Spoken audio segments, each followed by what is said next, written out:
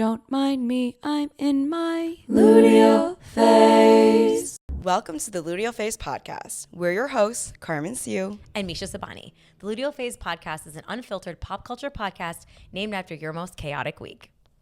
Good job. It took us a lot of tries to do that for season 2. Guys! Because we're on a really long break and we missed you. And it's season 2! Season 2. Thank you for listening to the iconic season 1. Yes, oh my God. And for those of you watching video, oh my God, you probably noticed a big change. We changed locations. And we both got nose jobs. Do we look like Real Housewives?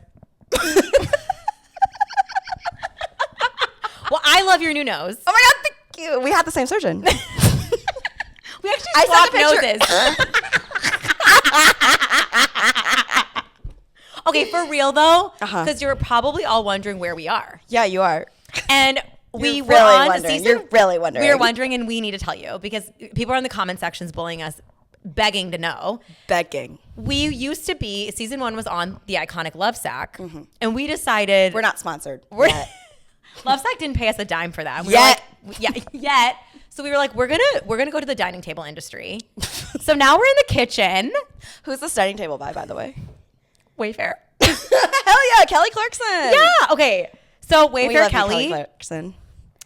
sponsor us. Yeah. But we wanted a new vibe for season 2. New vibe. We're still gonna hee ha all over the place, but now we're Obviously. gonna do it in the kitchen because we're serious women now. We're serious. We are serious. Yeah. And one thing we're serious about is 2025. We didn't even plan that transition. Obviously. That was brilliant. That was brilliant. So good. Okay, so let's reflect on. Let's do it. Let's reflect. 2025 was a big year for us. Oh, Obviously, crazy. Reflecting on the podcast. Oh my God. Name the stats. Because I know Carmen has been listing off the stats. I know. I of have. everything we've achieved in 2025. It's insane. And I want you to give our listeners like a flavor. Oh, yes, because you guys have been there along with us. And also, we want to just be proud of ourselves for what we built. So this podcast kicked off, I think, end of February 2025. Yep. We had the idea and then immediately executed 4 days later. That's like legit. That's not hyperbole. Like, that's important for the listeners to know. Yeah. It's not like we had this idea for a long time. Yes. And then decided, let's do it. No, we were just like, immediately, let's fucking go. We were in Mexico together for Ben and Jess's wedding. And Shout out. In a hotel The first room. season 2 shout out. Yeah, first season 2. Yes. So we were in the hotel room. Yes. And we were like, we should do a podcast. And then immediately I was like, okay, we're doing it. And we literally made like, didn't we? I made the original pink logo. Yeah. And we named see. the podcast that night. Yes. Made the logo. Yep. And then we like made an email address. Amazoned our shit to our house and said, record. Yeah. Publish. It was literally like we made all of our social media accounts. Yep. And within like 24 hours, 48 hours maybe. One thing about me is I love to execute on a plan.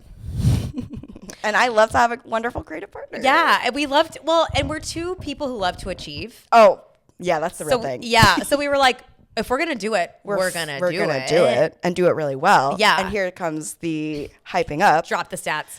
21 countries reached. Huh? I think In season 1. Like, not just the main ones. There, Oh, fuck. I'm getting canceled already. Yeah. Let's drop the indie countries. Which being indie is cool. So It you is. can't I've cancel us for always that. wanted to be cool. And indie. I can literally, because we have a table now, I can literally just look. Yeah. This is Let's read the stats. incredible. Analytics. It's loading. It's loading. We're doing this live. Everyone relax. Talk amongst yourselves. This is going really well. I don't know why we didn't pull this up earlier. Okay, here we go. Okay, I'm scrolling all the way to the bottom. Czech Republic? The Czech Republic. Nigeria? This Wait, is crazy. that's Spain? Okay, I did go to Hungary, so maybe I listened to that. that might have one. been you. That might have been me. Australia? Colombia? Cyprus? This is wild, actually. South Africa, Bangladesh, Paraguay, Ukraine, Hong Kong. I was in Hong Kong, so that was probably myself. But it's 0.2%. Wait, so like I think more than just you. Okay, good point. So Okay, someone else in thank Hong you. Kong listened. Thank you. Thank you, Hong Kong. Norway, Ireland, France, Finland, Switzerland, Italy, New Zealand, Mexico, Senegal, India, Canada, Germany, the UK, and the United States. That's crazy. 21 countries. I'm actually shook. I have not looked at the full list. Yeah, because there's some countries in there that I'm like, how did we reach you? If you're listening to us from a country that we listed or didn't list, can you just tell us in the comments how you found us? Yeah, because that's pretty wild. None of us know anyone there, so it's not like it's someone we know listening to us. I know, guys, we've reached people. Okay, other things that are important is I find this incredible.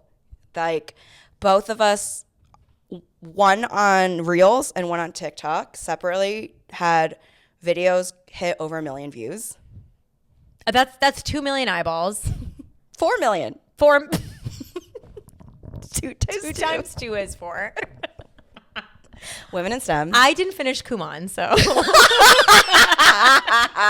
Hashtag if you know, you know. And I force Misha to tell the story every 2 days, so you should know this. It's literally my hero moment of you.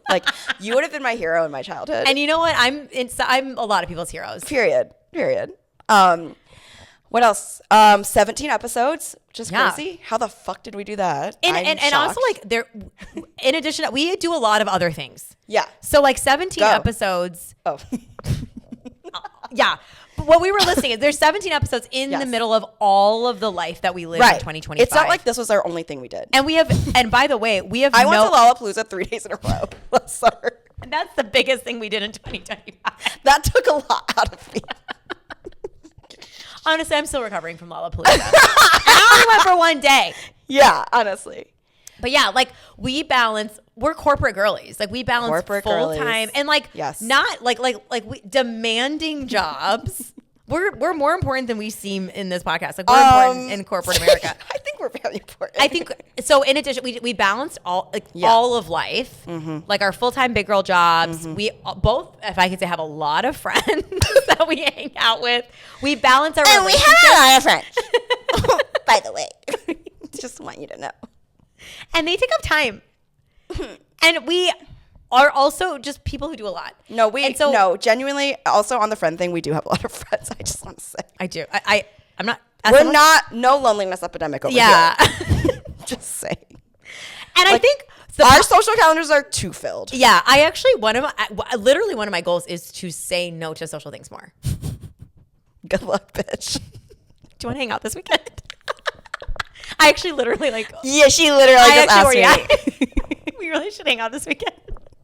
Okay, but also I think bigger than that is we were talking about this earlier, the podcast, the art of putting your ideas out into the world and having to show up very authentically, because we are ourselves on this podcast and in our social media. We've never been more ourselves. Yeah, scarily ourselves. Scarily. In a very public setting where it's subject to a lot of critique, and we've gotten a lot of critique.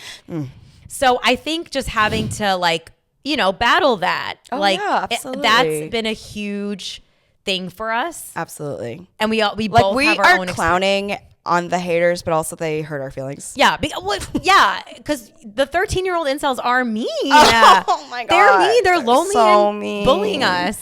For example, oh my god, are you gonna recite what things people have said? Because I'm not ready. Paraphrase. When we were talking shit about Sydney Sweeney on one. No, I know what you're gonna say, and I'm not ready. This one really is. Let's move on. And it was why is a 2 and a 4 talking about a 10?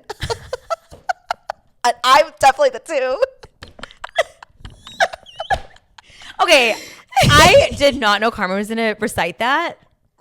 It's been in my brain. So I'm definitely gonna bring this up with my therapist.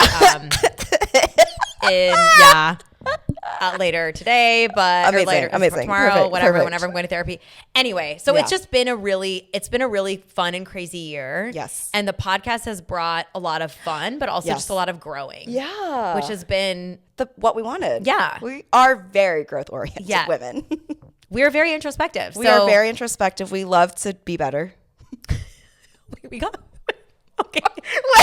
Whoa. That pun was crazy. That was completely unintentional. Because Be Better. Let's talk about lest we forget. Our Be Better video was our first viral video. Season 1, episode 1. Literally episode 1. I said, we got canceled for the first time. No one's going to listen to this podcast. Let me just do a funny bit with myself. Oh, shit. Unfortunately, it did reach people. We did post about apologizing to Be Better because of what he said about Kamala Harris's campaign.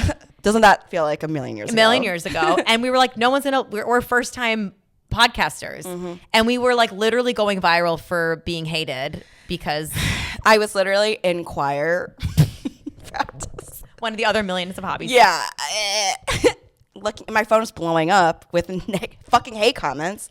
And I was like a soft little worm. Yeah. Just born into the podcasting world. Not hardened like I am now. Yeah. Hardened like a Jolly Rancher. Which I often think of when I look at you. She's like a hard Jolly Rancher. So good. Anyway, I wasn't hardened like I am now, and it really hurt my feelings. I was scared I was going to get doxxed. Yeah. So I had to turn off the comments, and that was episode 1. That was episode 1. We made a splash on the world in episode 1. Period.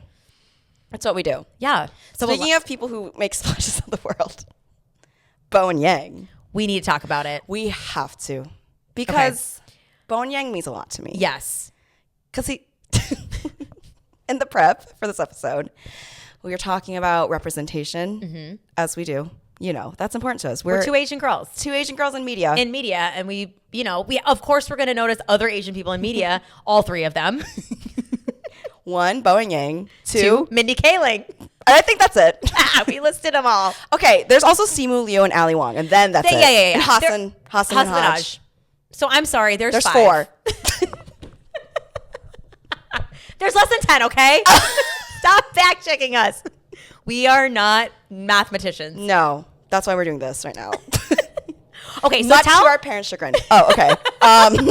That's a whole other segment. But we'll cover that later. Okay, so tell our listeners what is happening with Bowen Yang. I'm about to be canceled. No, we already were. We live in this world. Okay, so Bowen Yang and Matt Rogers have a very famous, well, it's gay famous, but it's crossing over. No, I would say it's a popular podcast. If you're a straight white man, tell us in the comments if you know Las Culturistas. Danny. Wes, that's our straight white listener. Oh, Danny and Wes. Ben. Well, Ben probably knows because he's plugged in. Yeah, that's true. Wait. I don't know. We'll find out. Ben, do you know? Yeah. Ben, can you tell Ben us, specifically? Anyway, they have a famous podcast called Las Culturistas, had it for many, many, many years. Blew up, of course, when Bowen went on SNL. This was a pre-SNL thing they made. They're extremely woke. Yeah. Of course. Of course. They live in New York. They're gay. Yeah. What else is there to say? Bowen Yang's Asian. Yeah. It's getting woke. Matt Rogers is white. So yeah. We love them. We're big fans. Okay. Yeah. Bowen Yang means so much to me. That truly is an episode in itself. Mm-hmm. Like, sobbed during his last SNL episode watching it. Like, yeah.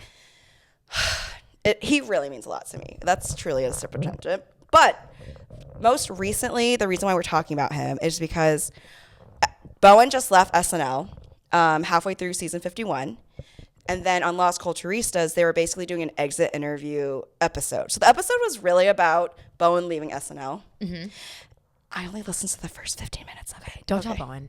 Bowen, don't take. You know I love you. Don't take stock of that. Like, we just still ignore. love you. Just fast forward through that part. Just 15-second skip. Anyway, Matt Rogers makes a comment about Jasmine Crockett. That's her name? Yeah. Okay. We'll fact check that later. No, it is. I'm kidding. Okay. And basically, Jasmine Crockett has gotten famous because she has really fun, like, snapbacks to Marjorie Taylor Greene before Marjorie Taylor Greene became woke. Which is a whole other segment. I can't get into that. We're really politicking the pod right now. Yeah, we really Hashtag are. politicking the pod. We're starting 2026 off really strong. Yeah.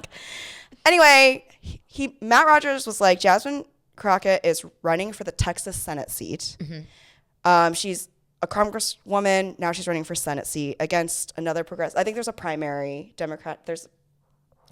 I'm wading into waters I don't know much about. Yeah. Which is, I'm doing my best. Okay. I'm doing my best. Things are going down in Texan politics. Yeah.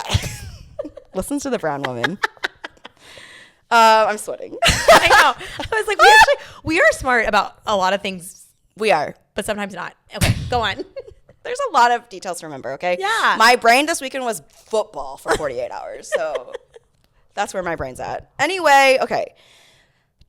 Running for Senate, Matt Rogers made a comment like, hey, maybe don't donate to her Senate run because there are lots of other candidates that would probably do better for the Texas demographic. Again, we're not talking about the New York City mayoral election where you can have a Democratic socialist, Yeah. take the mayor's seat. We're talking about fucking Texas. Yeah. Okay? Texas. And she lived there once, so she knows about that. That's a dark time in my life that I don't want to talk about. But yeah. But it happened. I'll just say Texas is not like New York. That's all I'll say. Controversial. I don't know if you guys know this. Controversial. And then they're getting skewered online. Yeah. Because that's what they do. I honestly, okay, we're getting deep now. Yeah. Because representation in minority communities, whatever like slice you want to do, whether it's sexuality, gender, race, there's so few people that are represented. When we're not a monolith. Yeah. There are things, of course, we have in common. Like we all probably did Kumon. We did. Or your parents were too cheap for Kumon, like mine, and did it cheaply on their own. Anyway, the point is, it's like people put so much weight on your representation, and then they if they're not perfect, then you're skewered. Yes. And I think that is true of, getting skewered for saying anything people don't agree with is happening constantly in the era of social media. Yes. We love to deplatform people, especially the bigger they get. Mm-hmm. But it's even more, I think, of when you already don't have a lot of representation, it's like, can we not cancel the one artist? Yeah. Also, like I always say, let's put this energy towards Ted fucking Cruz. I always have consistently said that, and now it's even more relevant because it's Texas. Yeah. Yeah, literally. Actually, Carmen invented canceling Ted Cruz. Let it be known. I want that credit. Yeah, and I think You're gonna go for the two gay men who are woke? Yeah. Let's be fucking serious. I also feel like the cancellation of liberal people by other liberal people needs to stop. We all know that these people are liberal. Yeah. So why are we canceling them because purity politics? Yeah. Didn't we fucking learn our lesson when Kamala lost? And all the other times we fucking learned our lesson. Donald Trump's second term? Yeah, we need on. Guys. I'm going to make a really controversial statement. Oh shit. I'm going to have to hide under the table. No, and you might have to. But frankly, when when liberal people cancel other liberal people, and they're like, you're the alt-right. They'll kind of go and kind of... You're a Nazi. Yeah. When you say things, I'm like, the alt-right pipeline is you. Is liberal people canceling other liberal people. Damn. You are the alt-right pipeline. You're annoying. You're very annoying. You're extremely... And you're just alienating. Yeah. Alienating. MAGA is join us. Yeah. Kumbaya party. Yeah, which is crazy. If there's one thing that MAGA is doing well... Yes. It's that they're not deplatforming their own kind. Have we ever heard of cannibalization? Liberals?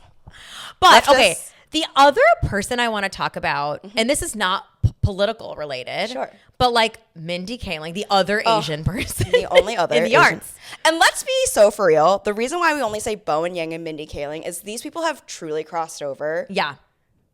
And they're extremely artistic in a culture, which we know that does not allow for us to be artistic. Our parents don't encourage it. Only math and science is relevant. All of the other stuff is kind of a waste of time. Straight up. It's straight up a waste. You're not really allowed to explore it. No. So the fact that these are people that are really good at their craft and actually went for it is a really big deal, I think, in the Asian community. So important. So the fact that we're going to now deplatform those people. So I want to talk about Mindy Kaling. I would love to. This isn't a news story, but we don't talk about this enough. No, and we need to. Because there's Mindy Kaling haters, which is shocking, I know. I'll pause for everyone to gasp. Okay, so there are Mindy Kaling haters. And basically... There actually are a lot. There are a lot. And the critique... And mind you, Mindy Kaling wrote... The Office. Never Have I Ever. 4 Weddings and a Funeral. Multiple amazing memoirs. Yeah, she's... The Mindy Project. The list goes on. Yeah, she's hilarious and amazing and talented. So extremely talented. She doesn't miss, actually. Yeah. As a longtime fan and follower of Mindy Kaling, everything she makes is fucking If her name's on it, I'm consuming it. Exactly. And it's always amazing. So the Sex Lives of College Girls. Oh my God, I forgot. Amazing show. So good. So the critique of Mindy Kaling is that she basically writes the same, like she always writes her, because she has South Asian representation in her shows. Yes. And like Never Have I Ever being one of the most popular ones. Yes. And the critique is like, she always typecasts the South Asian to be like nerdy and potentially goes after the white guy. So like they're critiquing the way she portrays her own life. And she's writing what she knows. That's herself. As Asian women from the Midwest who are nerdy and there are only white men around, boys, it's not our fault. Exactly. First of all, I'm like, I deeply resonate with what Mindy Kaling is talking about. Like, like feeling out of place because you're like the nerdy brown girl. Like, I'm like, I can't think of anything more relatable. Yes. But even if you're a brown girl and that's not your experience and you're one of these people that is annoyed at Mindy Kaling for sure. She's only one brown artist. Yeah. So she can't write about the experiences of all brown people. No. And so you're deplatforming her. So now we have 0 brown people to tell our stories. Like, make it make sense. No, they're not thinking like that is what it is. Because there's also a lot of hate for the third Asian person that's in media. We're talking about all 3 today. Simu Liu, who I'm a huge fan of because he used to work for Deloitte. Oh, yeah. They got fired from Deloitte. And we love that for him. Did Marvel movies and Barbie. Yeah. And people really, really hate him. Tell me the discourse on this. Okay. Asian people, listen up. I'm speaking to you. We're looking at you right now. We are looking at you. The hate is so unfair. The critique is that he's annoying. Why? Because he looks hot? And Asian men aren't allowed to be hot? Let's talk about that. Maybe you're the annoying one. Oh. Maybe you're the annoying one. Like but genuinely, this is what it is. They're like, he tweets too much. He's like responding too much to the haters. His book is annoying. I read his memoir. Amazing. I read celebrity memoirs. Mm-hmm. That is a niche that I love. I've read many. Mindy Kaling writes hilarious memoirs, and not every funny writer writes good memoirs. Yeah. Amy Poehler. Oh. Sorry, Amy. Sorry. We love you for other reasons, and you're. Whatever. It's fine. Anyway, Simu Liu wrote an incredible memoir. So good that even my Asian boomer dad read it and was like, you should read it. Wow. Yeah. I like that. So I just he really gets into his Asian trauma in the book. And his parents were in the Cultural Revolution, which if you haven't looked that up, go on Wikipedia. It's crazy. Pause for the Wikipedia. For the Wikipedia scroll. And he's always getting dunked on because he's annoying.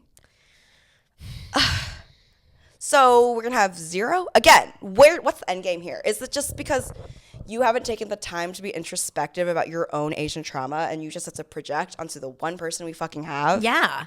Well, and that leads me to the cancellation of Hasan Minhaj. Oh my God, number 4. Yeah, which is the 4th Asian person.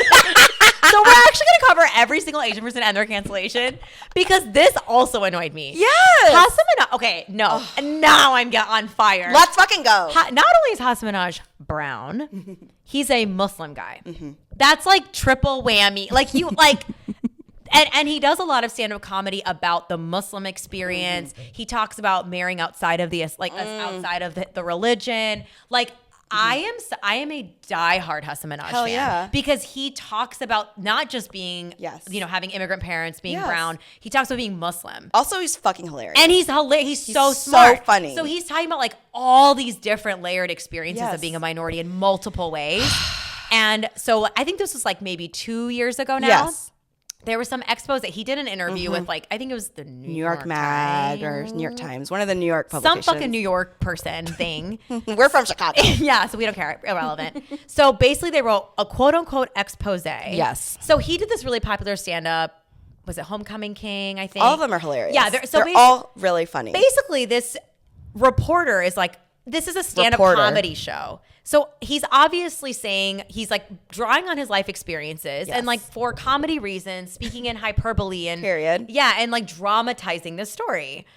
So she basically writes an expose fact-checking his comedy. The first fact-checking of a stand-up fucking comedy special in the history of the world. In the history of the world. I'm including BC. Okay? Yes. I'm including that. Even the comedians during Jesus Christ's time were not fact-checked. They respected comedy. Headline of the episode is Jesus Christ respected comedy. No, but like you're right. No one fact checks a what comedian. What the fuck is that? So she writes this whole like fact checking a fictional novel. Yeah. Fictional. So like, at one point in the stand-up comedy, he talks about asking his prom date out, and the prom date said no because of the color of his skin, and she was like, "The prom date? That wasn't the prom date's name." And it's like, obviously, she's not going to expose her actual identity. Like, I'm actually so happy we're talking. It's great. I was like, this is insane. So he gets like all this bad press, which in my mind, I'm like, how are we not smarter than this? Like, of course, the comedy is fully rooted in facts. You want to ask that question? How are we not smarter than this? This makes me give up on humanity. The election. You were on my couch. Yes. While we were losing the election. Oh my God. I actually did. We had to turn on MULAN. Speaking of Asian representation, thank you, MULAN. The fifth Asian in Hollywood. A fictional character. A cartoon. Wait, also white people love MULAN though. No, MULAN's objectively so good. Transcended every race. And she's only the fifth person to do that. And no one canceled her, which is great. The army almost canceled her. Actually, the whole plot was her being canceled. Wait, once again. Stop. Canceling it. I'm crying. Okay, back to Hasan Minhaj. Can you guys tell that we took a break? We are so full of energy. Okay, so Hasan Minhaj. So he iconically actually, because he did that show where what's the name of it? He did a show where he we talked about politics. Oh, The Daily. The Daily Show? The other one that was on Netflix. Oh, what's it called? The Takedown one. Yeah, I can't remember the name of it. But sorry. He had a Netflix TV show. I'll Google it. Google it right now. And he basically he would pick a topic and deep so dive, good. and it was very that political. Yes. So he was really good at telling a story through facts and being funny. So he actually took the expose and was like, actually, Patriot Act. This is where the Patriot Act. Yeah, the Patriot Act. Phenomenal show. Yes. So he basically was like, the journalist lied, and I'm going to actually show you one by one, where I said this in the interview and she changed my words. Yes. He iconically responds. But the point being, he shouldn't have ever had to do By that. the way, I have tea on that expose and why it happened. Oh.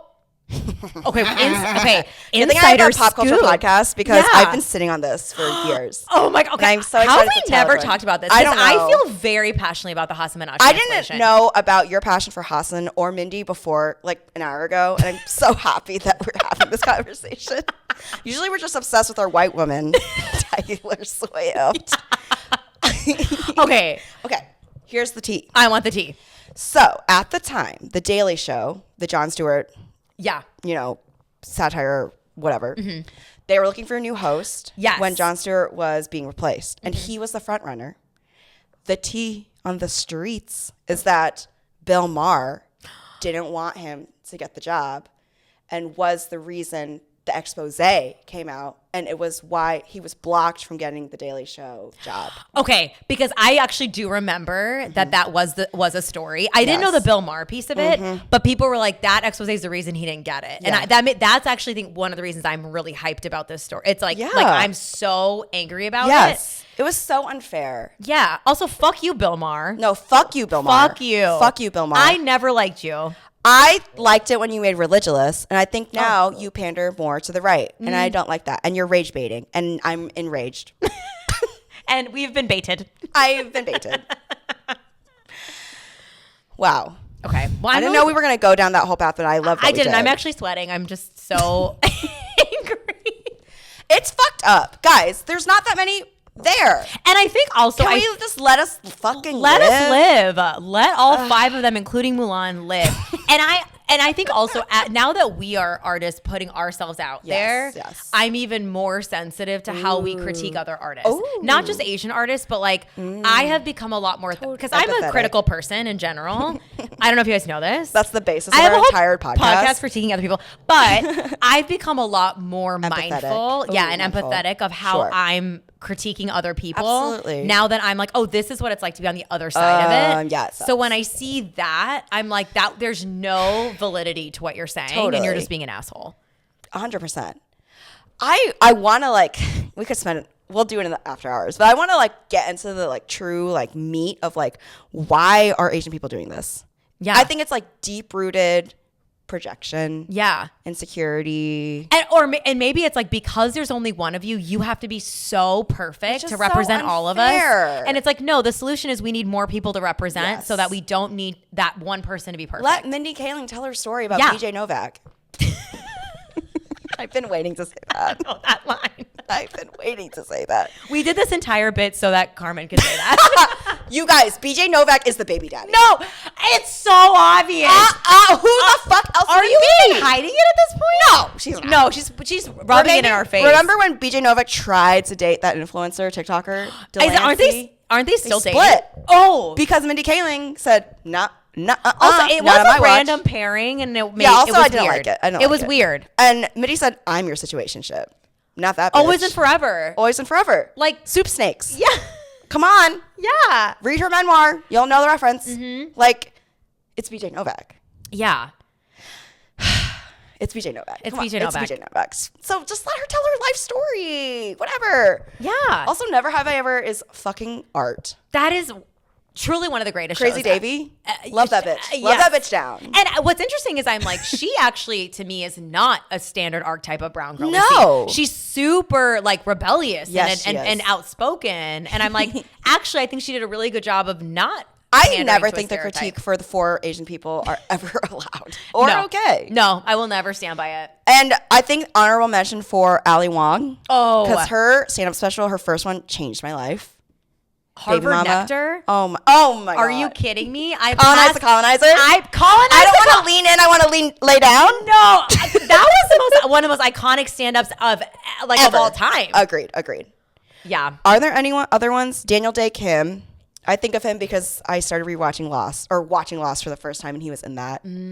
But he's done stuff. He's on Broadway now. Yeah, okay. Priyanka Chopra. I kind of love that I love that she is with a man who's much younger than her and white. And I'm like, we need to see more of that. Specifically Nick Jonas. Don't skirt around the name. Some guy, Nick Jonas. He's a no-namer. But she really transcended. Yeah. You know that more than me. Yeah, like she really went from Bollywood to Hollywood. And I'm like, that is not. That crossover doesn't happen. That doesn't happen. So I have to respect. I respect it. She did what she had to do. And she did Nick Jonas. Honestly, she gets a lot of hate. She does. Like brown people hate her. Oh my They hate her. And I'm like, why? I actually don't even. It's just like she's annoying. She's annoying. Which and she married a white man? I don't know that we hate her for that outwardly. Oh. But we definitely do inwardly. But I don't know that it's outward. I haven't seen that critique, but I'm sure that's part of it. But I think it's like I think it's like she sold her, like she's a sellout for going to Hollywood and like. Right.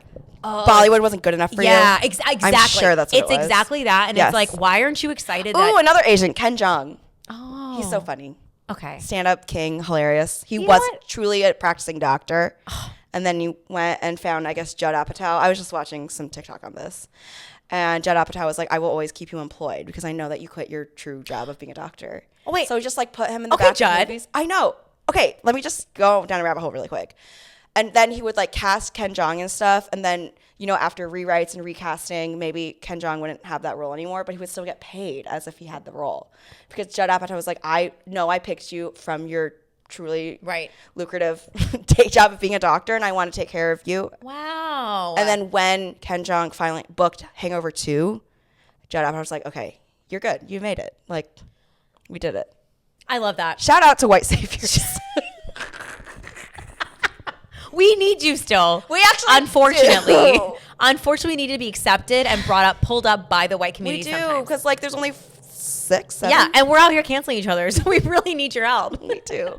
White allies, you guys got clowned on, but we love you guys. I love a white ally. Keep making your pussy hats. We're going to make fun of you, but, you know, thank you also.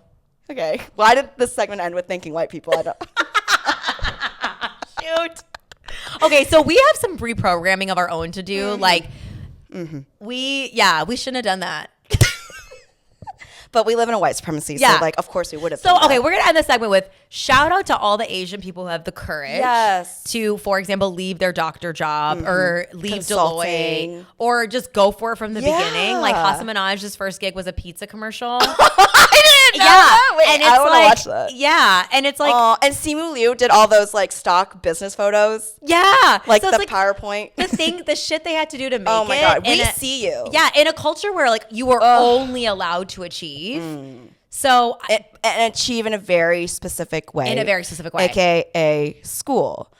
Math and science. That's it. Engineer. Yeah. Which is just an extension of math. And that's an extension of science. So math and science. Like genuinely. I actually love that we're really taking a moment for that because okay, now I'm gonna dunk on white people. Speak your truth. Okay. White people, you guys can just be like, I'm going to be a marine biologist or whatever the fuck you guys say in 5th grade. Yeah. Which I know that's a science major, but our Asian parents would not have allowed marine biologists. Like that's even too outside the narrow little path that we had to walk.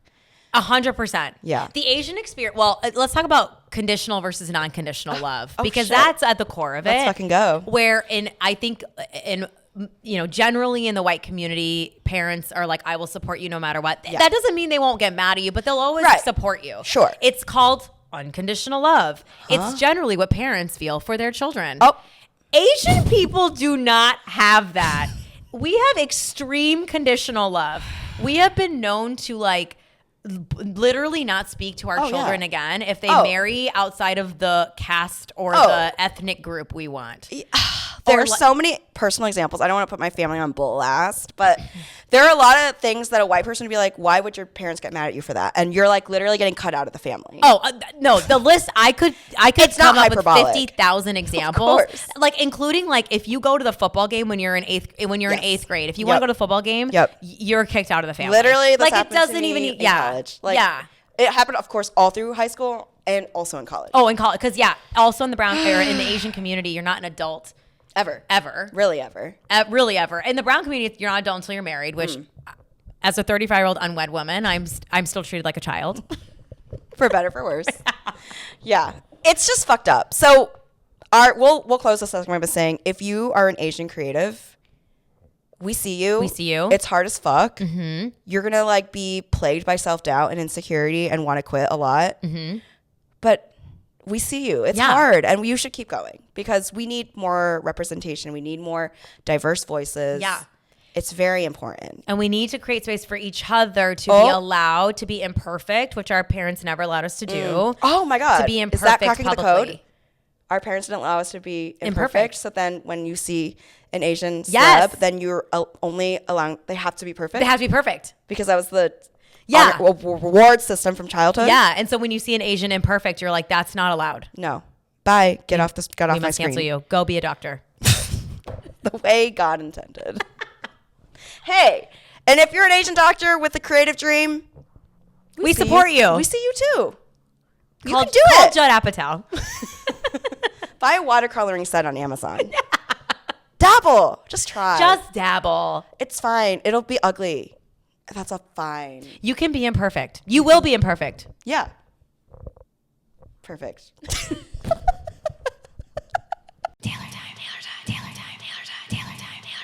Taylor Swift, because we always talk about Taylor Swift. I literally can't go an hour without talking about Swifties with a mic, okay? Yeah. That's what our TikTok bio says.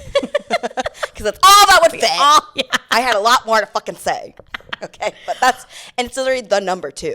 Couldn't even spell TWO. Yeah. So TikTok. And it's W a mic. Okay. So over the winter break, yes, I was brain rotting, of course, as we all were. And I watched the Taylor Swift documentary. Period. And so I want to talk about it because there's a lot of discourse. Yeah. So I would love to know.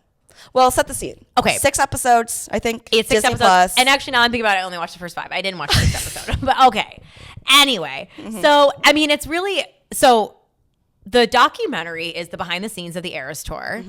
And it kind... Like, there was obviously, in true Taylor Swift fashion...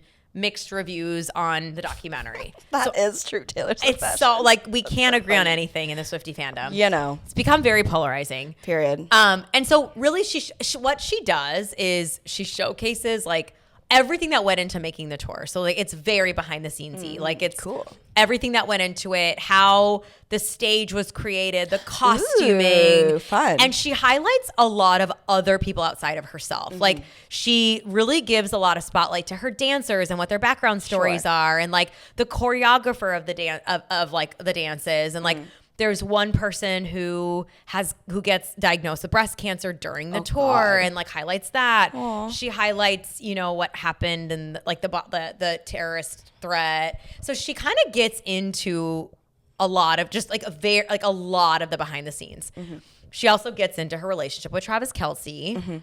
I actually thought it would be more of the documentary than it was, just because of the discourse around it. Sure. But she gets into like meeting him on the tour, and just like having him in the behind the scenes. So just very, I would say the critique I saw online was like, people thought they would see like more intimacy of her. Sure. And we saw a very business side of her. But I would say that's actually something I really liked, because it's not like Miss Americana, which was like an extremely vulnerable view of her life. Absolutely. And I think people might have been expecting that. Sure. Instead, we saw like the business mind of Taylor Swift. Like we saw her like 3. Her three. And we saw her as a business, because she is a person, but she is a business. Billionaire. Yeah. And so she has to work hard for that. Yeah. And we saw like how she pays her people, and like it's how it's like following a CEO. How would a CEO run their company? And like that's what we were seeing as CEO Taylor Swift. Sure. So I actually really liked the documentary a lot. Was it what you expected? It's not what I was expecting. Sure. It's not, because I actually thought it was going to be more like Miss Americana. I thought it would be a more vulnerable. I guess I thought it would, maybe not quite as Miss Americana-y. Yeah. But I thought it would be more intimate and personal. Sure. But I actually really liked that it wasn't. Sure. Because it's a lens into like, and I will say like she gets a lot into, like, it does show the personal side of like how she amps up her team and keeps them excited, and how she really appreciates them, and she very much sees the Eras Tour as not just her art, but like she really elevates like her dancers, and she doesn't really stifle them. Like they talk a lot about in the documentary about how it's very common in the industry to like dictate how someone's hair should look on stage, or like telling people like their bodies have to change, you know. And Taylor, like a lot of the dancers being interviewed are like, I've never felt like I could be more myself than when I was on this stage. And there were some dancers who were like they highlighted a dancer who really wanted to be in like Ready for It. I think it was like the Reputation part, and it was usually only women. Maybe it was Ready for It. It was a song, and it was usually only women. And he was like, "It's my dream to be." Is it the guy with long hair? Yeah, I gave him a bracelet. Oh wait, really? The one of the Chicago shows. That's so cute. Yeah. Because he's so cute. They highlight him a lot in the documentary. I think possibly Asian. Yes, the 7th Asian. Yeah. Okay. Don't cancel him. So he was like, I really, really want to be in that dance, but I know it's only women. And so the choreographer is like, hey, it's like so-and-so's dream. I can't remember his name. So-and-so's dream to be in it. And she was like, yeah. And she was like, of course he can be in it. Yeah. And it was just like not even a thing. Sure. So it's just things like that where it was really cool to highlight all the artistry. Totally. And not just her own artistry. So I would say in all, I was like very impressed by the documentary. Why didn't you watch the last episode? Because kind of forgot. The Disney Plus kicked me out, and I share my sister's password. It is literally, that is the reason. And guess what? You represent a lot of Americans, because I would say 25% of the texts that my sister sent Danny are, what's the Hulu password? Actually, probably 90. Actually, no, truly. Like, that's just America. Truly. That's monoculture. And honestly, like, I also am simultaneously trying to get this is my same sister. I use her HBO Max, and I got kicked out of that. And I was like, I'd rather get logged back into HBO Max, so I'm not going to ask about Disney. So this is strategic. Oh, period. So I love you, Taylor, but there's better things other than things HBO happening. Max. Yeah. Which is great. So the end. That's my story of why I didn't finish it. But I get it. It's more of the same. I don't need to watch this. Exactly. So I have truly been on a Taylor hiatus since the drop of Showgirl. Okay. It feels like it has parallels to when I kind of had a break after she got canceled by Kim and that whole 2016 scandal, which I guess is now 10 years ago, which is crazy. Everything you're saying. So my youngest sister watched the doc and loved it. Yeah. She was very anti the Showgirl album and then watched the doc and was like, I love Taylor Swift. Because it's Taylor. Yeah. Like you're reminded why we love her. Totally. Because she is such to me, it's like she deserves that platform. Sure. Because most people in Hollywood suck and she actually is a really nice person. Absolutely. Absolutely. Totally on board with all of that. I think just for me personally, I'm kind of in the Taylor fatigue. That she's put a lot out, and I think it's a combination of Taylor fatigue and also Showgirl was such a disappointment for me. Yeah. And I really had high expectations, as I do for any artist, because we're artists and she's an artist. Yeah. And she's the artist of my life. Yeah. So that was like just I feel kind of very disappointed by that album. Yeah. That's not the overarching feeling I have towards Taylor Swift. That's just kind of the catalyst. And then there's so much insane, toxic, honestly, discourse after that. And then that was fatiguing. And then I just I don't feel as connected to the Eras tour as I did. It just happened a minute ago. Yeah. So I'm not like, oh, I want to watch Eras tour content when I'm already feeling a little about her. She will always be the queen. Yeah. I mean, we laid on the floor singing All Too Well 10-minute version. Literally on Saturday. 2 days ago. I love her and I will always love her. Just right now, I'm just like, yeah. There's actually, and I'm saying that to myself, there's actually other artists that I've not spent time listening to because I'm so one-track mind, Taylor Swift. And it's been nice just to kind of diversify, and I've listened to Olivia Dean a lot recently, Lola Young, Audrey Hobart, Lily Allen's album. Lily Allen, so good. Love that album. Very good. So it's just I kind of, this is extremely parasocial, but I'm it's like a friend. Yeah. And my relationship with Taylor Swift Fatigue, started in 2007. It's a very long relationship and friendship. Yeah. Ebbs and flows. And right now, maybe this is my friend moved to a different city. Yeah. And she has a new boyfriend, new partner that she's super excited about. And we're just less close right now. Yeah. But that's okay because there's so much love. And I will say, if we play back the tapes, there was an episode where we were predicting prior to Life of a Showgirl, we were predicting what her next move. Next move would be, what her next re-record would be to drop. Yeah. And I remember saying there's no way she's going to release an album because we're going to have Taylor fatigue. Yeah. Because it was right after the Eras tour. And then she big fat did it. Oh, and she big fat did that. And she didn't listen to the podcast. Trademark that. I'm not at all shocked at the fatigue because because we've seen this before with Taylor. I think I've seen this film before. And I liked the ending, but you didn't. And I think that, so here's the thing. I also am someone who, I know during the cancellation of Taylor Swift, I actually didn't turn my back on Taylor then. So I'm pretty. Yeah. That's why I feel like this is how we would react. Exactly. I'm pretty consistent in that I'm I will never turn my back on Taylor because she's my ride or die. And I think the discourse from Life of a Showgirl, it kind of parallels and reminds me of the Amber Heard case. Oh, sorry. I'm actually going. Whoa. You have no idea what's going to come out of my mouth. Let's go. No, because I was thinking about this because I was extremely put off by the discourse to the point where I was I can't go on TikTok because it's so intense. Totally. Just the dogpiling. Yeah, the dogpiling. And it reminds me of how we dogpile on women. And it reminded me of the Amber Heard case with Johnny Depp. It was it was you could not get through the algorithm without, and it was very one-sided. And yes, there were people who liked the album, but I'm it was so skewed to one side that it felt weird. Totally. And then it came out later, Amber Heard, Johnny Depp paid all these people. There's a reason the algorithm works the way it did. I'm not suggesting that someone paid. I don't know. Actually, I made a conspiracy theorist, so I could buy that someone paid Taylor Swift to be canceled. And I think it was Scooter Braun. Oh, I think it was Scooter He has enough money for that now? I don't know because Justin Bieber paid him back. Oh. So I think so. But the underbelly of Hollywood and media. Yeah. So I mean, we really don't know. We really don't know what happened. But my point is, I do think the internet loves to dogpile on a woman. And I think similar, we're seeing that we saw it with Blake Lively.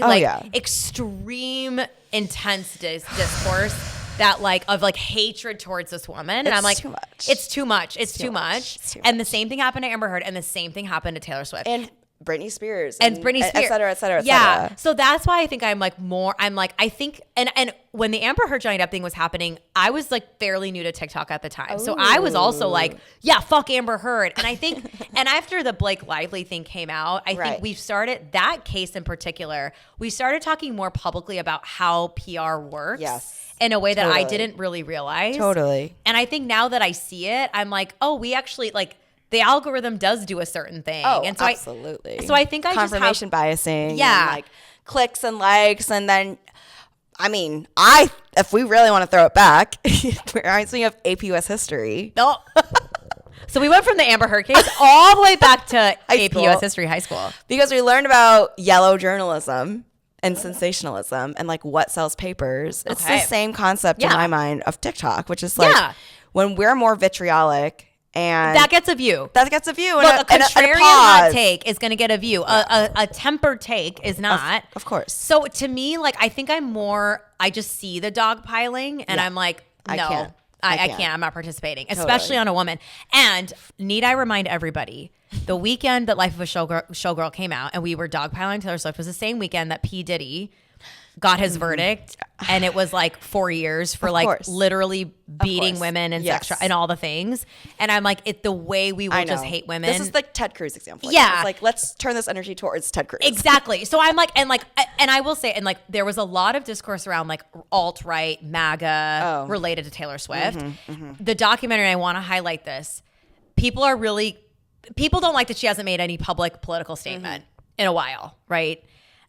I would say the entire documentary to me highlights her value system, which to me screams liberal. She was extremely. Also, she is liberal. She is liberal. I'm actually. I'm not gonna that critique. I'm very sick of. This is so annoying. Yeah. So people are dogpiling on well. And I see it in even if it's a video that's not about Taylor Swift, I see a comment about how she's not making a statement, how she's a corrupt billionaire, and I'm like. Look, if you see how she treats her people, see how she runs her business. They don't want to be convinced. They just want to be angry. Exactly. So I'm look, if there's any billionaire, think of all the disgusting male billionaires. And they're ugly. And On top of all that. The biggest crime is how ugly they are. You have so much money. Yeah, but I look at I Get look a face transplant. Yeah. At least don't be ugly. You can be unethical, but don't be ugly. But for me, when I saw that, watching this, and even my parents were sitting and they're not really Swifties. They watch, they listen to Bollywood music. But even my parents were watching it and they were like, oh, she's so kind. Wow, she's so kind. So to me, it kind of restore. I'm like, this is the Taylor Swift that Swifties ride hard for. For sure. And to me, the documentary showed that, and I loved it. Totally. But I think it's fair. That doesn't surprise me at all. Yeah. We know who she is. I've been here since 2007. Yeah. I just kind of don't like her art right now. And that's what that's it is. Fine. It's not You're allowed to not like art. Yeah, that's fine. It's it's been tough because I'm for me, I've been seeing the critiques, but the moment someone's I've never been a Taylor Swift fan and I'm finally ready to speak my piece, I'm like, goodbye. I'm not interested in that. No, we don't care about your opinion. Exit the conversation. You just want to be a hater, and I like being a hater, but not in this room. There's a line for me, and that's the line. It's shut the fuck up. We're not going back to Taylor Swift as lame and uncool. Yeah. Come on. No. That's stupid. A regressive take. We're not doing that. I'm more open to when someone is I've been a longtime Taylor Swift fan. Here's some things I don't like about her music, XYZ. And I'm like, sure. Yeah. I'll maybe entertain that. Honestly, I'm at a point where I'm I need to be sensory deprivation from Taylor Swift. No, and I so I can love her. I felt that, and actually, like to the point where like when there's Taylor Swift discourse, I scroll past it. I actually don't even want to watch the video. What are we doing? We're counting stars. Yeah. What the fuck? And I feel like when The Weekend Life of Showgirl came out is when I started my sensory deprivation on social media of Taylor Swift. I don't want to watch a Taylor Swift video. Yeah. I'm like, I'll kind of see a few takes here and there, but I like my algorithm is almost entirely off of Taylor Swift, like with the exception of a few videos. So it's okay now. And that's why watching the documentary, I feel like I went in with a clear head because I was like, I haven't just been consuming Taylor Swift content. Sure. I mean, the thing. I think this goes back to the Enneagram episode of her 3 with a 4 wing. Yeah. Which, by the way, go listen to the episode. I know most of you haven't. Listen to the episode. I've been looking at the stats. Yeah. Do you? That's an intellectual episode. We can be intellectual. We know you have brains. Just listen, okay? Just listen. Just vote. I lost my train of thought because I brain rotted. But right after we said intellectual. My point is that I will love Taylor Swift forever. She created some of the most incredible art that has made me feel seen in ways I've never experienced otherwise. Right now, I'm just like gonna explore other friendships. Yeah. But she's still ride or die. Yeah. If that bitch needs me to kill someone, I will. Yeah. Taylor, you tell us if it's Scooter Braun, because he's the one who did this social media campaign against you, because I know that's what happened. Period. I'll do it. Carmen, it's time to play a game. Hehe haha or hehe nana. Okay, the first one for you.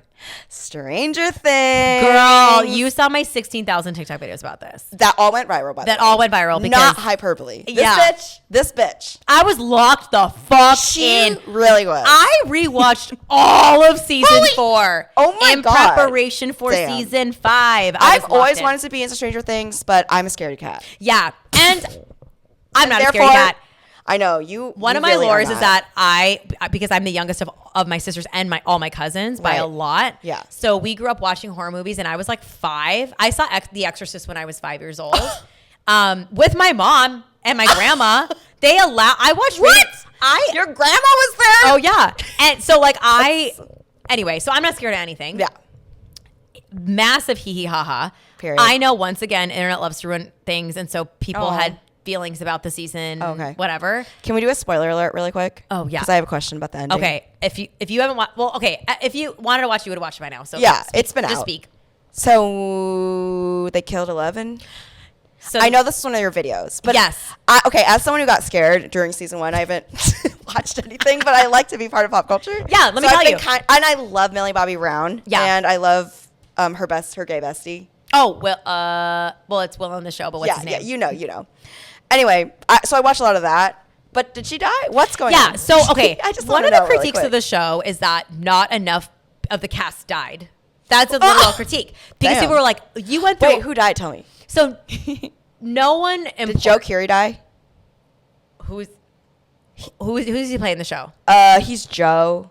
Or no, he sings... He's the one that made the Chicago song. Oh, no. No, did he live? Not die. He lived. Oh yeah, because one of the theories was that he was going to die. He's in a love triangle with Nancy, and then Will, the guy with bad hair. Yeah. Why am I forgetting everyone's name? He was in a love triangle, and they were like, one of the two in the love triangle is going to die. Okay. Neither of them died. Oh. And I think that's what people were like, who's going to die? Okay. And like they wanted some emotional ending, and it's like sure. So basically, the only one that actually died. So at the very end, they had 11 basically like sacrifices herself because she does. The government is going to be out to get her powers, and she's like, the only way it ends is if I end, basically.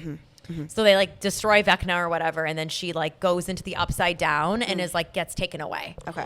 So that's the end, except then the actual end is Mike, who's her love interest in the show, is like, well, actually, because in this show they play like this really loud sound, and that she loses her superpowers. Oh. And so they were playing. The government shows up with that loud sound, and so she should have not had her powers, but she had them. So Mike was like, "That wasn't really 11 that we saw die. She must have escaped." And there was another girl in the show. Open-ended? Yeah. Okay. So there was another girl in the show that has a power where you can show people things that aren't real. The little girl. She's like, it's like 11's sister, quote unquote. She was another like science experiment. I know who it is. So basically, yeah. So I didn't watch the show, but I know. Okay. So we thought she died. So it's open ended in that Mike's theory, and he explains it, and it makes a lot of sense, is that she escaped and is alive, but he's like, that's what I choose to believe. And it's a really emotional scene because he tells all of his friends, and they all start crying, and each one of them says, I believe. And they're like crying. And I cried so much. I'm literally getting chills. I cried so much in this in this season. I want to watch Stranger Things. Yeah. And so like, they're all like, I believe. But basically what it's like, she can never, so she basically has to go away, and she can never talk to her friends again because the government will find her. So it's almost sadder in my mind. This is what my video is about. I think it's sadder that she didn't die because all of her friends and the love of her life, Mike, has to live knowing that she's out there, but they can't see her. Wicked with Alphaba, except she doesn't even get her lover. Yeah, it is. Damn. So in my mind, I'm like, that's a beautiful ending, and that there's a lot of tragedy in that. I don't know why you need a bunch of people to die. Like, come on, guys, come on. I saw an interview with the Duffer Brothers, who are the creators of Stranger Things, and they were like, "There's no way, like the ending was always going to be 11 has to disappear in some way." Yeah, because that's how the show started.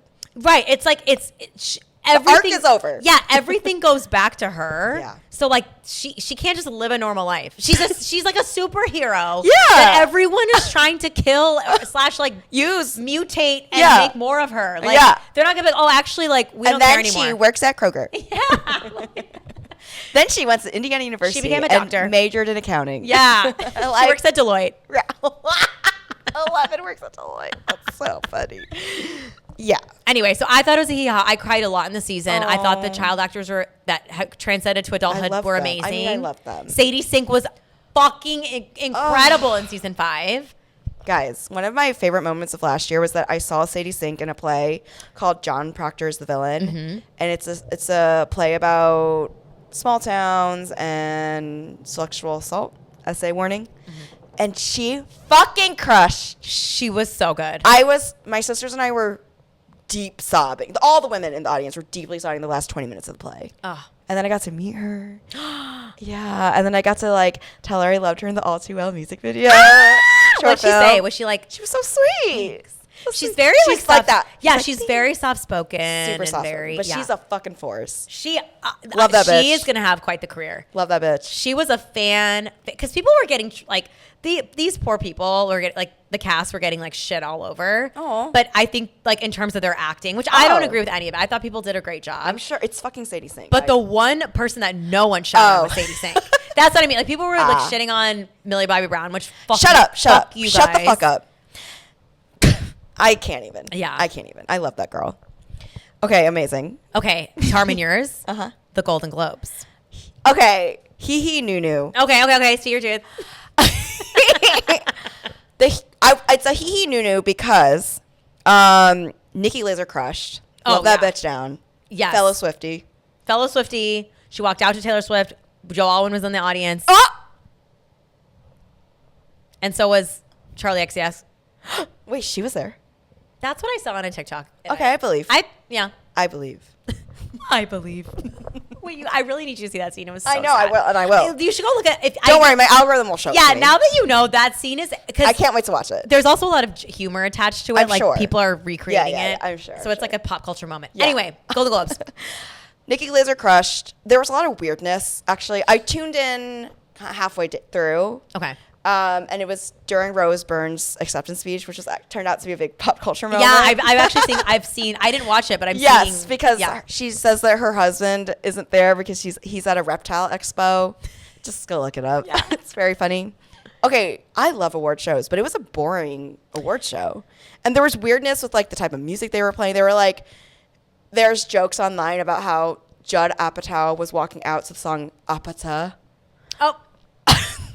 And that's just like it's like too on the nose. Yeah, it's just a lot of and then like they had Paul Thomas Anderson walk out to LMFAO. Okay, that is weird. It was just a lot of like, this doesn't make sense. Like, who did this? Yeah. And then they had like commentators like while the winners were walking up to the stage, then they're just like saying random shit and everyone's like, shut up, we didn't need that. Yeah, okay. So, and also, I mean, kind of boring year in TV and movies. I mean, there are things we liked, of course. Yeah. White Lotus. Yeah. That was a year ago. Yeah, that's too long ago now. Begonia was up for a bunch of stuff. I was like, that fucking came out 10 years ago. Yeah. I actually forgot all these things came out this year. Yeah. The Studio on Apple TV won awards with Seth Rogen, which was pretty good. I was just like not excited about any of them. Adolescence did really well, which I don't watch the type of music. I didn't watch it, but I actually really want to watch it because it's winning a lot. I think you would like it. Yeah, that actually is up my alley. It is. A lot. It's too heavy for me. Yeah. You tell me if I can. I love a heavy show. I know that I won't be able to. Yeah. you just tell me. So it was just kind of like boring shit. Nothing I was like ride or dying for. I knew Wicked wasn't going to win anything because we already saw that. Which also, is Wicked crazy. Part 2. Oh, it came out over winter break. Yeah. So we haven't actually talked about it. I mean, it's too long. The part 1 was just like way better. Yeah. I have to say it was. I mean, I think we're all thinking it. Yeah. We're all thinking because I didn't see a lot about the second movie, but there was like so much hype around the first one. Yeah, that's why we're whispering. Yeah, so like, but like we obviously ride for Wicked. And John M. Chu, the 8th Asian. Okay. We actually love him. Yeah, we love him. We love John M. Chu. We'll say that. We won't whisper that. We love him. We love you. Thank you for being an Asian artist. Thank you for being an Asian artist. Also, the second movie just wasn't as good. I think we all know that. Yeah, it was too long. So that Wicked Part 2, oh my God. I'm silenced. Not answering. I was silenced. Okay, last one for you. This is a good one. Okay. Nicki Minaj. Hee ha ha. Or hee nah nah. Get off your phone. Stop talking. You're ruining your legacy. Oh, yeah. Nicki Minaj being messy MAGA. Let's talk about a real MAGA. Yeah. That's what MAGA looks like. When on stage with Charlie Kirk's widow. Or whoever. We are Charlie Kirk. I really wanted to sing that karaoke, but I didn't. With all my MAGA friends. Yeah. Yeah, Nicki Minaj. Yeah, like, okay, I brain rotted too much. She sang a lot of MAGA things. So basically, the thing that was kind of the final straw for a lot of people was that she went on stage with Charlie Kirk's ex-widower. Yeah, whatever. Widow. Yeah. The one that survived. I don't think anyone shot her. Right, but Charlie Kirk died. Yes, yeah. So she's the one in the I don't know. Guys, it's you know what? 10:30 p.m. on Monday. Sorry. Okay. Yeah, so she goes on stage and whatever. Yeah. And basically she was just aligned herself very publicly with MAGA. Of course. So yeah, that's a pretty public statement. It's just like, and isn't she tweeting weird things? Of course. She's always doing that. One thing about Nicki Minaj, she's not a girl's girl. Yeah, she's not been a girl's girl. In the industry, people have always known, I think. Yes. But she's also not quite. She literally is beefing with some female rapper at any given time. She has been crashing out for a long time, and it's just kind of. And her husband is a pedophile. Oh yeah, I forgot about that almost. And like, it's just messy. She's too messy, and it's like it's also, getting in the way 40s, of your music. Yeah, it's like you have an amazing music legacy. Just stop. Yeah, because that's what we're remembering. Now at karaoke, I couldn't do a Nicki Minaj song. I almost put it on, but someone was like, "No, we can't do that," and I was like, "Oh yeah, fuck, I forgot." It's really sad. It's really sad. I also want to do Kanye songs, and we can't do that either. You know what? That is sad. Because Kanye. Chicago. Speaking of Chicago. Yeah, Kanye's. Come on. Kanye's old music is so good. Like, I posted a 10-year in Chicago post on Instagram kind of commemorating. Yeah. And I had to use Homecoming by Kanye. That's the Chicago song.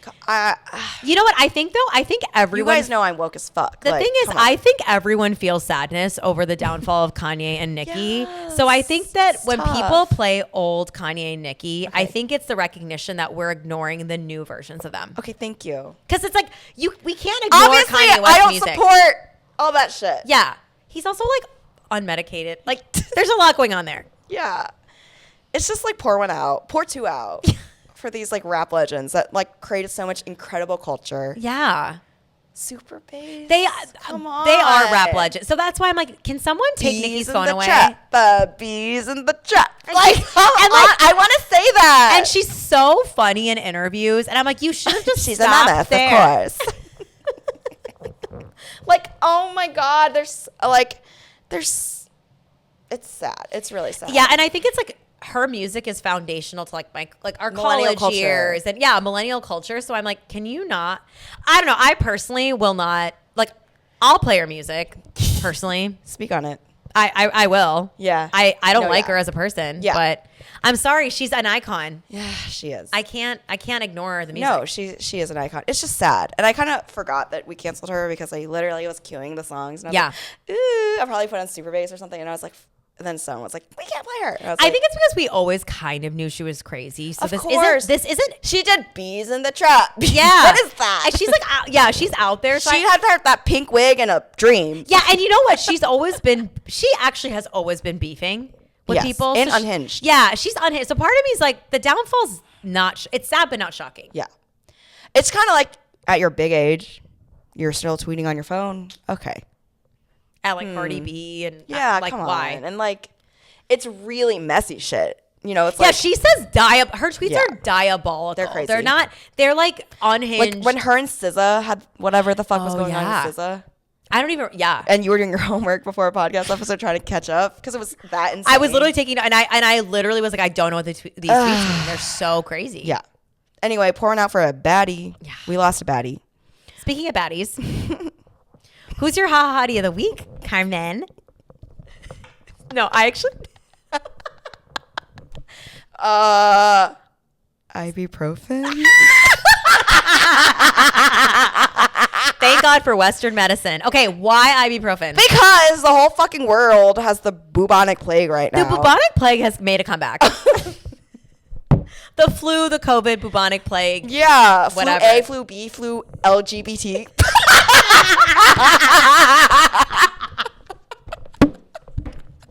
Okay, mic drop. I actually literally dropped my mic. That was crazy.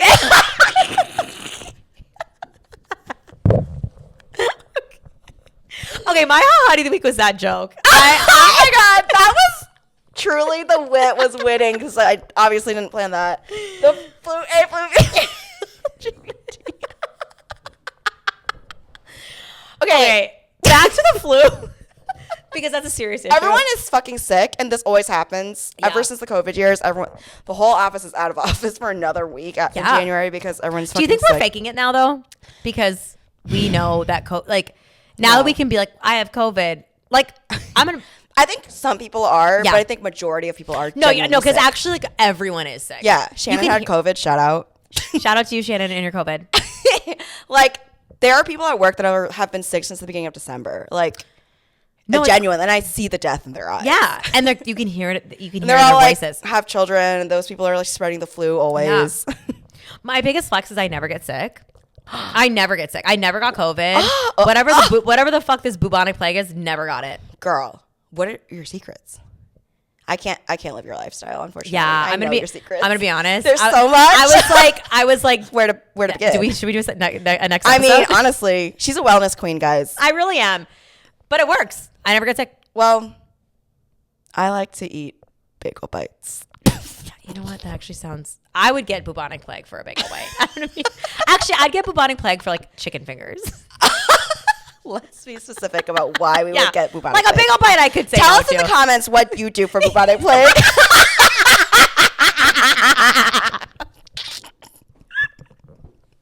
Oh my God. Okay, anyway, ibuprofen because that bitch is really getting me through my week. Amazing. Okay, I love that. Okay, Misha, who's your hottie of the week? Amanda Seyfried. Love that bitch down. I love her. I watched The Housemaid over break. Yes. She's amazing. She's always really she has a really versatile like film. Oh my God, film history. Mamma Mia. Yeah, and then Mean Girls. Mean Girls. She went from Mean Girls to like how her acting in Housemaid was Les Mis. Yeah, she's incredible. I love that bitch. So she is, and she looks like stunning in the movie. She has like cute clothes, cute hair, and like she just looks like. What is The Housemaid about? So quick synopsis. Don't give me spoilers because I want to watch it. Okay, so basically, it's a husband and wife, and they're both hot and rich, and they have a kid, and they were like, we need a housemaid, and so that's Sydney Sweeney in the movie. So like, and Sydney Sweeney is like an ex-con. She like gets out of jail, and she's like, I'm desperate for anything. I just need a job. Yeah. And they did a background check. She's like, there's no way they're gonna hire me. Oh, okay. And then they did. And then the stuff happens. Yeah, and then debauchery ensues. Everyone did a really good job. Like the cast was like it's an all-star. I mean, it's like popular people right now. Everyone did a really good job acting. It's just if you read the book, like it really closely follows the book, and the book is really just. Should I read the book? Yeah. Okay. The book is really good. I didn't even know it was based on a book. Yeah. It's fun. It's just like a. Like a whodunit, like it's like a mystery, a mystery, crazy story. So yeah, they followed it closely, and they did a really good job. I was wildly entertained. Ooh. And Amanda Seyfried. It's out on streaming. No, it's in theaters. You saw it in theaters. I saw it in theaters. Ooh, I like going to theaters. Of course, I haven't been to a theater in a while. Let's talk about this. And then once I went back to a theater, I was like, theaters are fun. Let's talk about this. Yeah, because we have another plague amongst us. Also, while you're talking about Amanda Seyfried, my brain thought about flu A, flu B, flu LGBT, which is the true hottie of the week. Yeah. There's a plague, which is that big studio execs and streaming execs think that we don't want to go to the movie theaters. Mm-hmm. We do want to go to movie theaters. You're not putting good movies in the movie theaters. Yeah.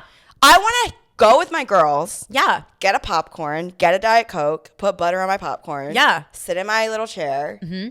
And watch a movie. You know what it is? I think there's no good ones. Yeah, I thought Barbie movie debunked this, right? Because look, when you put out a monoculture phenomenon out there, people will go to a theater and see it. Yes.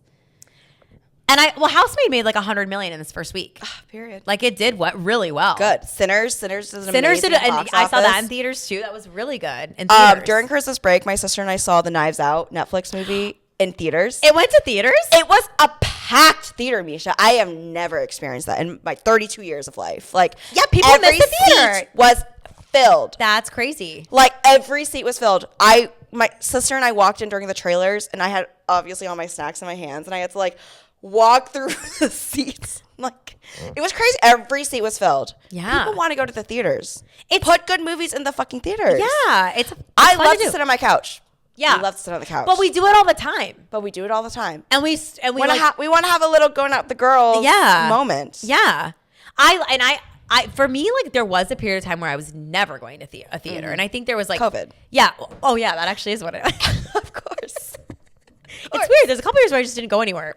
I don't know what that was. It happened during 2020. The bubonic plague is back and we're all still in theaters. Period.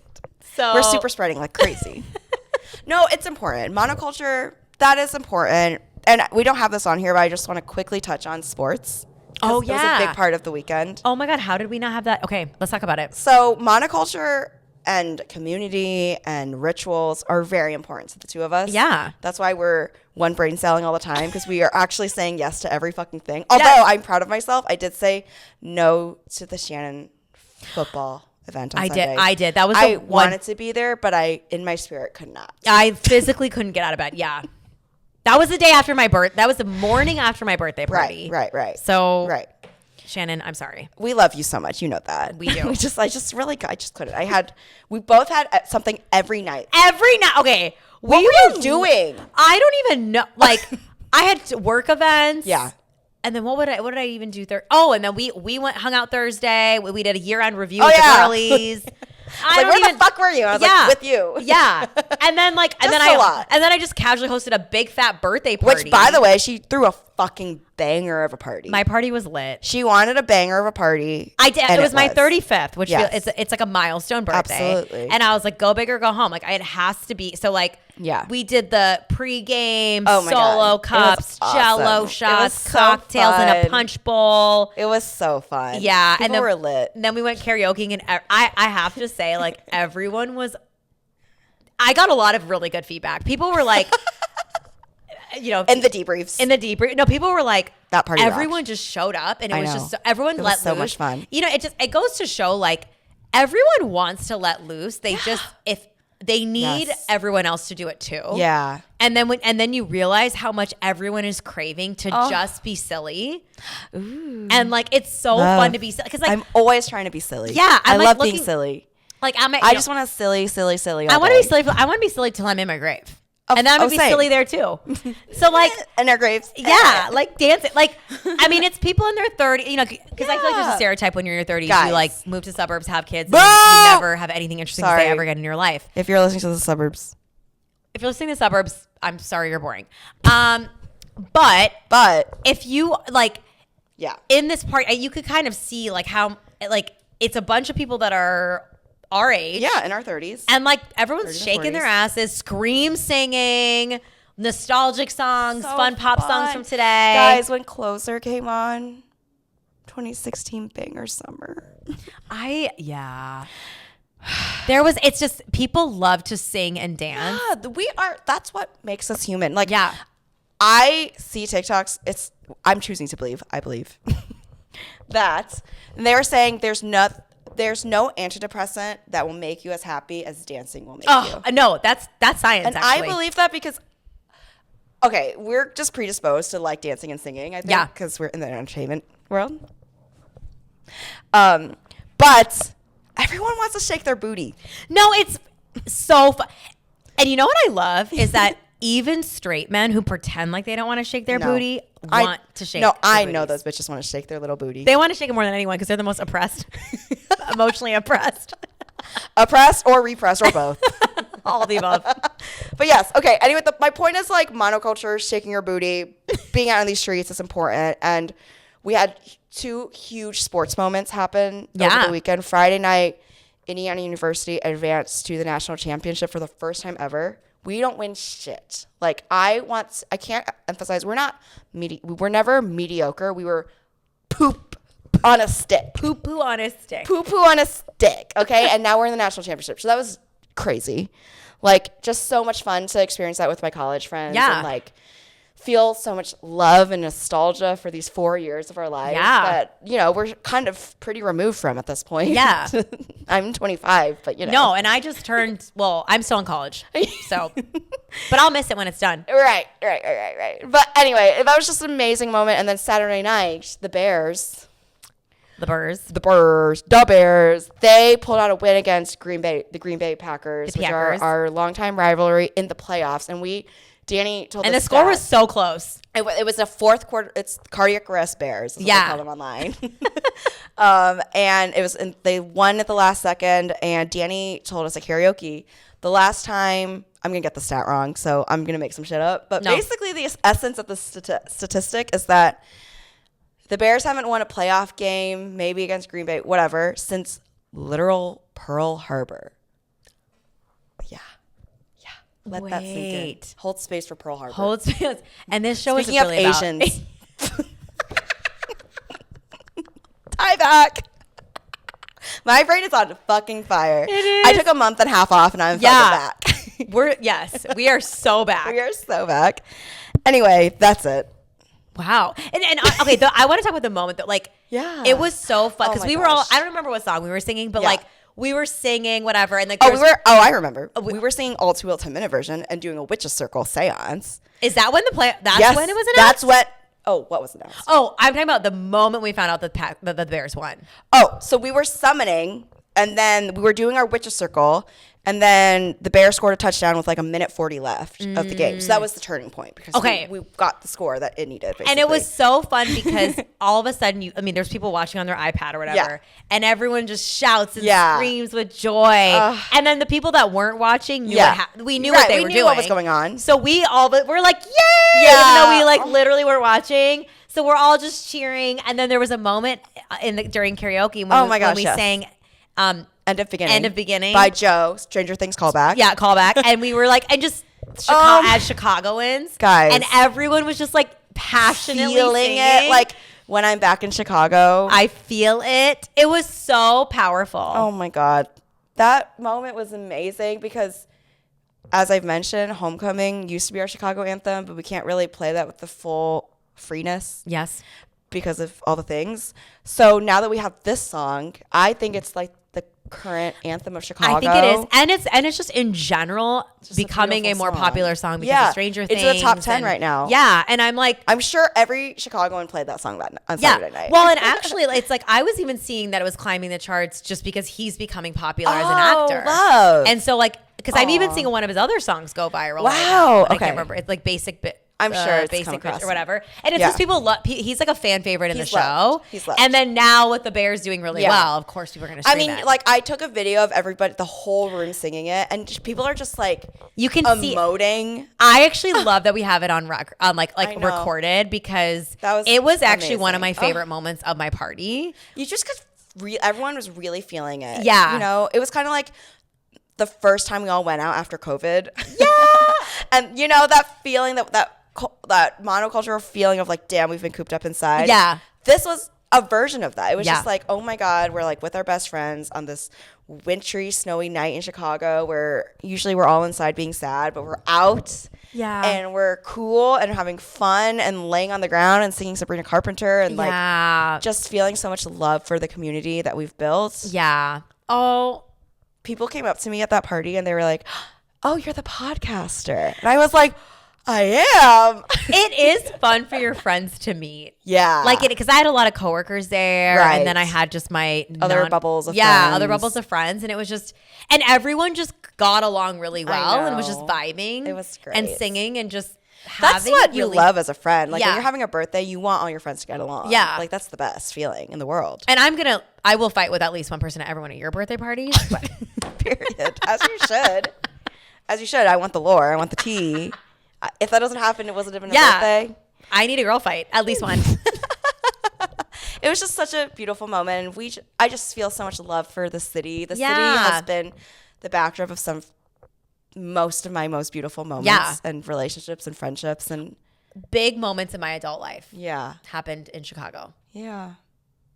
We love you, Chicago. Okay, so our new Hot of the Week is actually just Chicago. Yes! I love that. Sorry, Amanda Seyfried, but And ibuprofen. Ivy, last name Profin.